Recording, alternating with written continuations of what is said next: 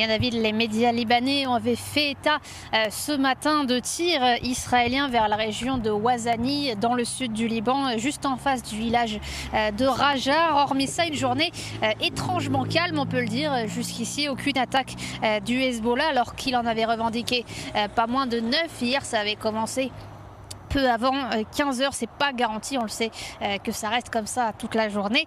On a vu en tout cas ces derniers jours beaucoup de frappes proactives de Tsahal contre des cibles bien précises du Hezbollah.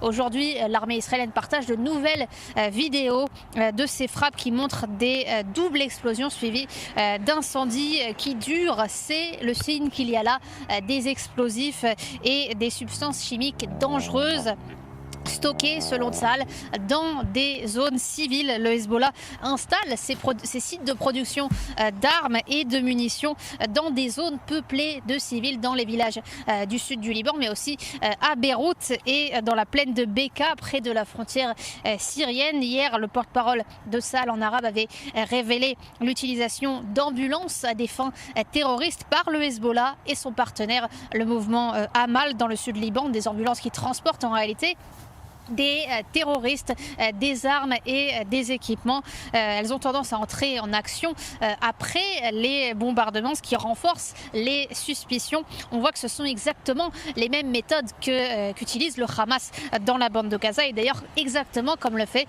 l'autorité palestinienne. Le gouvernement libanais s'apprêterait, selon le journal libanais Al Akhbar, à accorder des indemnités aux familles des martyrs, comme ils les appellent, les personnes qui ont été tuées dans des frappes israéliennes dans le sud du Liban, y compris les terroristes qui ont été tués.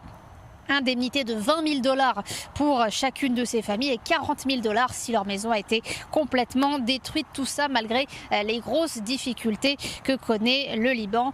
Fin novembre, le Hezbollah avait déjà annoncé qu'il avait commencé à indemniser les personnes, les Libanais dont les maisons avaient été détruites dans les échanges de feu avec Israël. Rien de bien nouveau finalement sur ça. Puis confirmation, va aussi les zones civiles, donc on le voit, sont utilisées par le Hezbollah au Liban à des fins militaires, terroristes, et cela constitue évidemment peut-être une menace en vue d'une éventuelle escalade.